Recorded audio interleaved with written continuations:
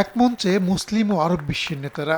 সোমবার কাতারের রাজধানী দোহায় এক জরুরি শীর্ষ সম্মেলন হয়, যেখানে যোগ দেন আরব লীগ ও ইসলামী সহযোগিতা সংস্থা ওআইসির সদস্যভুক্ত প্রায় ৬০টি দেশের প্রতিনিধি। কাতারে হামাস নেতাদের উপর ইসরায়েলের হামলার নিন্দা জানান আগত নেতারা। তেল আবিবের সঙ্গে সম্পর্ক পুনর্বিবেচনার আহ্বান জানায় মুসলিম বিশ্ব।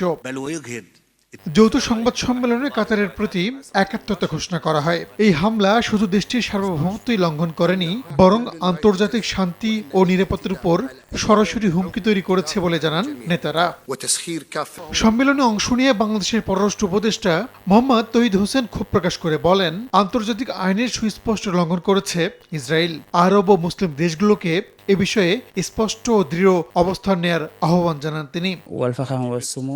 আমাদের ইসরায়েলের আগ্রাসনের পেছনের মূল কারণ মোকাবিলা করতে হবে। ১৯৬৭ সালের সীমানার ভেতরে একটি স্বাধীন ফিলিস্তিন রাষ্ট্র প্রতিষ্ঠার সংগ্রামে আমাদের সমর্থন অবিচল রয়েছে। কেবল নিন্দা করে থেমে গেলে চলবে না।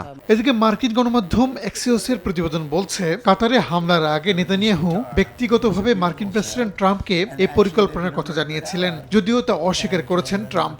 নতুন করে কাতারে আর হামলা চালাবে না নেতানিয়াহু বাহিনী বলে জানান মার্কিন প্রেসিডেন্ট। এর মধ্যে